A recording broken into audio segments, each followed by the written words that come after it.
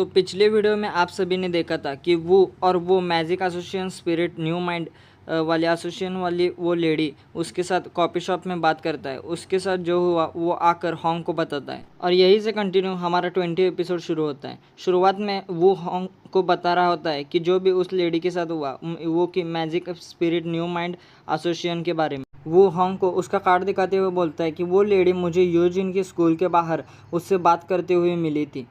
वो लेडी बता रही थी कि वो बच्चों के मेंटल हेल्थ सुधारने का और उनको अवेकिन के लिए मदद करने का और उनको बेहतर माइंड रखने का मदद करते हैं। हॉन्ग उसे कहता है कि तुम लेकिन इसका कार्ड लेकर इधर उधर घूम क्यों रहे हैं। उस पर वो कहता है कि तुम भूल गए मेरे पैर पे अभी भी माना रिस्ट्रिक्शन डिवाइस है। मैं कभी भी बाहर जाने की परमिशन तुम्हारे लिए लेता हूँ, इसलिए तुम्हें बताना ज़रूरी है कि मैं किन नए नए चेहरों से मिल रहा हूँ। इस पर हॉन्ग कहता है तुम्हें इतनी सी बात के लिए पूछने की कोई ज़रूरत नहीं। उस पर वो अपने मन में सोचता है कि ये कुछ ज़्यादा ही मुझ पर ट्रस्ट करने लगा है। चलो ये तो मेरे लिए अच्छा ही है। वो आगे हॉन्ग से कहता है कि यही तो अच्छा हुआ कि तुमने बता दिया, क्योंकि मैं आगे के मेरे काम के लिए ये अच्छा होगा। इस पर हॉन्ग कहता है कौन सा काम और क्या करने वाले। उस पर वो बोलता है कि मैं सीक्रेटली बहुत लोगों की और आर्क के भी इंफॉर्मेशन निकाल रहा हूँ उसका। उस पर हॉन्ग कहता है कि जब तक तुम बच्चों की और मेरी मदद करते रहोगे तब तक सब कुछ ठीक है। उसके बाद वो से कहता है चलो तैयार हो जाओ, अभी 15 तारीख को हमारा जो टेस्ट होने वाला है उसमें तुम जाने वाले हो, सही कहा ना। इस पर वो कहता है लेकिन मैं। उस पर हॉन्ग कहता है चिंता मत करो, सब कुछ ठीक हो जाएगा, मुझ पे तुम पे विश्वास है क्योंकि तुम इतने कैपेबल हो कि तुम ये कर सकते हो। उसके बाद हॉन्ग वहाँ से जाने लगता है। उसके बाद वो सोचता है कि रुको, लेकिन तुम अपने आप से यहाँ वहाँ घूमने लगे तो तुम्हें आर्क वाले पहचान नहीं लेंगे कि तुम कौन हो वहाँ से भागे हुए। उस पर वो बोलता है नहीं नहीं चिंता मत करो, क्योंकि मैं हर समय मास्क पहनूंगा और एक सीक्रेटली मिशन पे जाऊंगा और सूट बूट पहन के अच्छे से बर्ताव करूंगा जिससे कि मुझे कोई ना पहचाने। मैं इसी के लिए अच्छा हूँ क्योंकि मैं एक अच्छा हंटर तो नहीं हूँ ना। इसके बाद हॉन्ग उससे बोलता है ठीक है, अपना अच्छे से ध्यान रखना और कोई चिंता मत करना और अपने लिए एक सेल फोन रख लेना, क्योंकि अभी तक इतना काम कर चुके हो इतने दिन, लेकिन तुमने अब तक अपने लिए एक सेल फोन नहीं लिया। वो इस पर कहता है क्योंकि मैं अपने पैसे कुछ अपने लिए बचा के रख रहा हूँ। इसके बाद हॉन्ग वो से कहता है कि ठीक है, तुम अभी अपना काम करो और बच्चों का भी ध्यान रखो क्योंकि उनका टेस्ट बहुत मुश्किल होने वाला है और तुम ही उन्हें ग्रेड देने वाले हो। उस पर वो बोलता है तुम अभी खाली हो तो उनकी अच्छे से मदद क्यों नहीं करते और उन्हें उनके प्रोफेशन हंटर के बारे में कुछ सिखाते क्यों नहीं, मॉन्स्टर वीकनेस जैसी चीज़ें। उस पर हॉन्ग उसे कहता है कि चिंता मत करो क्योंकि वो बच्चे बहुत समझदार है और तुमने उन्हें सिखाया है और मेरे पास इतना खाली टाइम नहीं रहता, इसलिए तुम ही सिखाओ। और वहाँ से वो भाग जाता है। इसके बाद सीधे हमें अगले दिन का सीन दिखाया जाता है जहाँ पर 15 जून 2024 में वो प्रैक्टिस करने के लिए तैयार हो रहा है।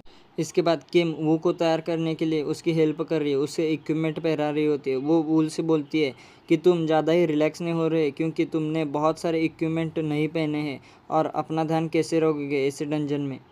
और वो से बोलती है सच बताओ तुम्हारी रैंक डी है या उससे भी अच्छी है, क्योंकि मुझे तो शक हो रहा है क्योंकि तुम इतने रिलैक्स हो। उस पर वो उसे कहता है तुमने तो मेरा लाइसेंस देखा ही है, उस पर डी रैंक ही है और मैंने ज़्यादा इक्विपमेंट नहीं पहने क्योंकि मैंने सुना है कि लिम मिशन ने पूरी जगह की तलाशी ली है अच्छे से और उसी के बाद यहाँ पर टेस्ट लेने जा रहे हैं, तो कोई खतरे की बात नहीं है और आसपास के सभी डंजन क्लियर है, इसीलिए मैं ज़्यादा इक्विपमेंट भी नहीं पहन रहा।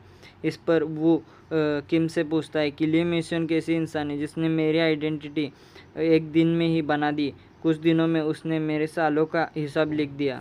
किम वो से पैरों से माना रिस्ट्रिक्शन डिवाइस निकालते हुए बोलती है कि लिम मिशन ने तुम्हारी बहुत मदद की है क्योंकि उसने तुम्हारी आइडेंटिटी बनाई और तुम्हारे बैकग्राउंड भी सुधारा। एक ही दिन में उसने पूरा सालों का तुम्हारा जो भी आइडेंटिटी थी वो बना दी है। उसे डराते हुए बोलती है कि लिम मिशन ने यह भी कहा है कि उसके कैसे बनाई आइडेंटिटी ये मत पूछो, वही अच्छा है तुम्हारे लिए। आगे वो सी कहती है कि तुम्हारी प्रिपरेशन कैसी हुई, बच्चों को बहुत कुछ सिखाया होगा क्योंकि उसमें से 2 तो गिल्ड में रह चुके हैं, क्योंकि उसमें से हायांगवुक और हैंडसोंग ये दोनों भी गिल्ड में थे और उनको थोड़ा थोड़ा बताया होगा, लेकिन बाकी बच्चों का क्या। उस पर वो बोलता है कि उनके लिए मैंने इन्फॉर्मेशन बहुत सारी छोड़ी है, उन्हें नहीं बता, लेकिन उनकी हेल्प पहले से ही हो गई है। उन्हें ये डंजन क्लियर करने के लिए ज़्यादा दिक्कत तो नहीं होगी, लेकिन उनमें इनका टेस्ट भी लिया जाएगा। उसके बाद सभी बच्चे तैयार होके डंजन के बाहर आ जाते हैं और तैयार होते ही वो हायांग वुक को देखता है और उसे थोड़ा गुस्सा आते होते उसे बोलता है, ये साला पिग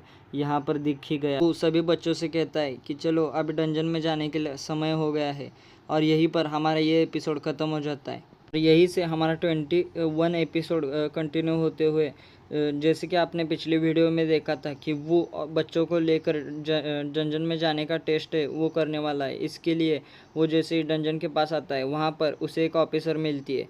उसे देखकर वो कहता है कि हाँ, इसे मैंने कहीं तो देखा है। उसके बाद उसे बाद में याद आता है कि वो वही है जो कि उसके बचपन में, मतलब छोटे वो के बचपन में उसे पहली बार दिखी थी, जिसको हॉन्ग और उसने मिलकर वो को वहाँ से छुड़ाया था, और हॉन्ग को वो वहाँ पर बहुत डांट रही थी। बाद वो ऑफिसर वो से कहती कि सब तैयारी हो गई तो डंजन में जाने के लिए क्या आप सभी तैयार है। उस पर वो बोलता है हाँ हम तैयार है, और सभी पेपर उसे निकाल कर देता है और उस पर सिग्नेचर करके वो उससे बात कर रहे होते हैं। पीछे से हॉन्ग आता है और उसे बोलता है, ये क्या, ये तुम तो इससे अच्छे से बात कर रहे हो, फिर मेरे साथ क्यों बुरा बर्ताव करती हो। पर वो लेडी ऑफिसर कहती है हॉन्ग से कि मैं सबको सेम ही मानती हूँ और तुम जो ज़्यादा बोलो मत, अब चुप रहो। उसके बाद वो से कहती है सब प्रिपरेशन हो गई है, लेकिन कोई इमरजेंसी आए तो इवैक्यूएशन के लिए तुम तैयार रहना, और सभी बच्चों के लिए तुम सेफली बाहर लेने की जिम्मेदारी अब तुम्हारी है। पर वो उसे हाँ कहता है और अपने मन में सोचता है, देखो तो इसकी लाइफ कितनी अच्छी है, कुछ दिनों में ये रिटायर भी हो जाएगी। इसके रिटायर होने पर इसको पेंशन भी मिल जाएगी और इसकी ज़िंदगी आराम से कटेगी। ये मेरी पिछली ज़िंदगी की ये मेरी रोल मॉडल है। उसके बाद सभी बच्चे डंजन में जाने के लिए तैयार होते हैं। उसके बाद वो कहता है कि चलो अब डंजन में जाने के लिए समय हो गया है। डंजन के लिए अंदर जाते हुए उनकी तारीख बताई जाती है 15 जून 2024। ग्योंगी डंजन इन 10:12 हो चुकी है। बाद अंदर जाते हुए हमें सबका इंट्रोड्यूस किया जाता है कि मॉडल स्कूल का वू होंगजे टीचर, उसके साथ ओ हायांग वुक, ली सुनियन, यो हैंडसन, उसके बाद यो हायन वून, सुन सुनजिन और ली सुनियन, ये सभी 9 मेंबर्स अंदर जा रहे हैं। इसके बाद वो सभी बच्चों को लेकर डंजन के अंदर जाता है। जैसे वो एंटर करते हैं सभी बच्चे उस मतलब नेचर को देखकर बहुत खुश हो जाते हैं। वो कहते हैं वाव कितना अच्छा नेचर है और सब तरफ हरियाली है हरियाली है। अंदर पहुँचते ही सभी बच्चों से कहता है कि मेरी बात ध्यान से सुनो। मैं जैसे कि पिछली बार मैंने कहा था कि मैं तुम्हारे काम में दखल अंदाजी नहीं दूंगा, लेकिन कोई इमरजेंसी आए तो मैं वहाँ पर हाजिर होऊंगा और मैं तुम पर कहीं से तो नज़र रखूंगा और तुम्हारी ग्रेड तय करूंगा। उसके बाद उनमें से एक बच्चा वो से कहता है सर, लेकिन आपने ये नहीं बताया कि हमारे ये रिज़ल्ट का असर हम पर कैसा पड़ेगा, मतलब हमें क्या मिलेगा और हमें हार जाने पर क्या मिलेगा। वो उन्हें कहता है कि तुम्हें बहुत कड़ी पनिशमेंट मिलेगी, जो कि सबसे लोअर स्कोर होगा जिसका, उसे प्रिंसिपल के पास भेजा जाएगा और वो बहुत कड़ी ट्रेनिंग करवाएंगे और तुम्हें बहुत सुनाएंगे और बहुत भाषण देंगे, और मैं भी उसकी एक्स्ट्रा क्लास लूँगा और उसे इन्फॉर्मेशन दूँगा, और जो भी सबसे ज़्यादा लोवेस्ट लाता रहेगा उसी हिसाब से उसे पनिशमेंट भी मिलेगी। वो उन्हें कहता है कि चलो अब मैं चलता हूँ, मेरा काम इतना ही था, तुम्हें बता के यहाँ से भेजना, और वो वहाँ से चला जाता है। उसके जाने के बाद हायन वून सबसे कहती है कि अब हमें क्या करना चाहिए। उसके बाद वो सोचती है और बोलती है कि जैसे कि टीचर ने कहा था कि हीलर की पोजीशन हमेशा सेंटर में रहनी चाहिए, तो मैं सेंटर में खड़ी हो जाती है। तब वो सभी फॉर्मेशन बनाते हैं और कहते हैं तो हमें इस डंजन के कोर को ढूंढना है और उसे डिस्ट्रॉय करना है, इसी के बाद डंजन ख़त्म हो जाएगा। ओ हैंग वुक सबसे कहता है कि मेरी बात ध्यान से सुनो, और ये डंजन कोर है वो ईस्ट साइड फॉरेस्ट में है, जो कि ये फॉरेस्ट डंजन है, इसीलिए यहाँ पर बहुत सारे पिक्सीज हैं। पिक्सीज मतलब एक छोटे मॉन्स्टर जो कि उड़ने वाले छोटे कीड़े जैसे होते हैं, उनके हाथ पैर होते हैं लेकिन वो उड़ सकते। हैंग वो कहता है कि उनका ध्यान रखना, और जैसे हमारी फॉर्मेशन बनाते हुए हमें कोर की तरफ बढ़ते रहना चाहिए। इसके बाद पार्क सुनियन और जिनवू सबको माना हाइडिंग रूइंस और कुछ रूइंस देते हुए उन्हें आगे बढ़ने के लिए मदद करते हैं, और वहाँ से सभी अपने कोर की तरफ निकल जाते हैं। इसके बाद जैसे ही वहाँ से बच्चों निकल जाते हैं और आगे बढ़ते रहते हैं, वैसे ही वहाँ पर पीछे से पेड़ के पीछे से वो उन्हें देख रहा होता है। उन्हें देखते हुए वो उन्हें बोलता है अपने मन में कि ये बच्चे बहुत होशियार नहीं है, क्योंकि मैंने तो पहले ही आते हुए यहाँ पर सोच लिया कि ये फॉरेस्ट डंजन है। इसके लिए यहाँ पर अगर आग लगा दिया, यानी पिक्सीज जो मॉन्स्टर होते हैं वो आग से बहुत डरते, और लेकिन यहाँ पर आग लगाई दी जाए तो बहुत अच्छा होगा, क्योंकि सारा डंजन के मॉन्स्टर एक साथ ख़त्म हो जाएंगे।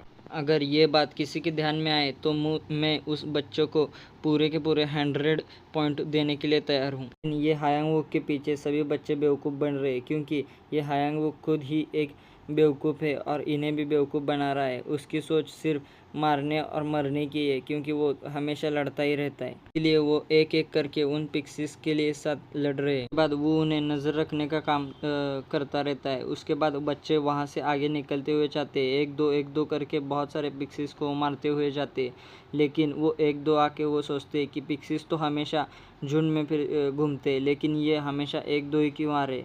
उस पर वो पीछे से देखकर अपने मन में सोचता है कि यहाँ पर से बहुत सारे पिक्सीज मॉन्स्टर को होंग ने पहले ही ख़त्म कर दिया है, जो कि बच्चों के लिए अच्छा होगा, लेकिन यहाँ पर बहुत सारे पिक्सीज मॉन्स्टर नहीं है, इसीलिए इन बच्चों को आराम से और बहुत ईजी लग रहा है।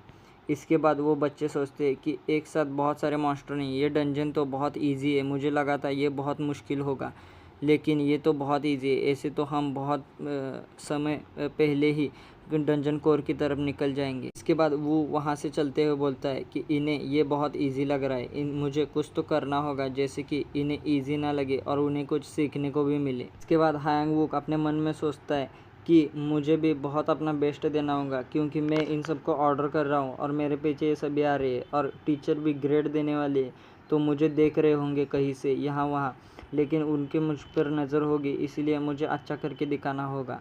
और वो सभी से कहता है चलो आगे बढ़ो, हम डंजन कोर के पास है और जल्दी जल्दी इन पिक्सीज को ख़त्म करते हुए डंजन कोर को ख़त्म करते हैं। वो सोचता है इतनी जल्दी भी क्या है, मैं तुम्हारे लिए बहुत मुश्किल करने वाला हूँ, और वैसे ही वहाँ से वो चला जाता है और यहीं पर हमारा ये एपिसोड ख़त्म हो जाता है। यहीं से हमारा 22 एपिसोड शुरू होता है। शुरुआत में हमें वू के यादों का एक फ्यूचर का सीन दिखाया जाता है, जहाँ पर वो हायांग वुक के बारे में सोच रहा होता है। हायांग वुक जब छोटा होता है तब उसकी पहली बार अवेकन हुई होती है। वहाँ पर उसे होंग देखता है और होंग उसे पहली बार देखते हुए उसे बोलता है कि क्या तुम किसी गिल्ड से हो, नहीं हो तो ये मेरा कार्ड है और मेरा गिल्ड ज्वाइन करो, और मुझे तुम्हें एक बड़ा हंटर बनाने दो। मैं तुमसे कोई फ़ीस भी नहीं लूँगा, क्योंकि तुम जो भी डंजन क्लियर करोगे वही मेरी फीस होगी। उसी के बाद हमें प्रेजेंट का सीन दिखाया जाता है, जहाँ पर हायांग वुक के साथ सभी बच्चे डंजन के कोर की तरफ जा रहे हैं। डंजन के कोर के जाते हुए तरफ उन्हें अचानक प्यास लगने लगती है, लेकिन हायांग वुक बोलता है कि इस डंजन में कोई पानी ही नहीं है, इसीलिए हमें प्यास या भूख लगेगी तब हमें बर्दाश्त करना पड़ेगा।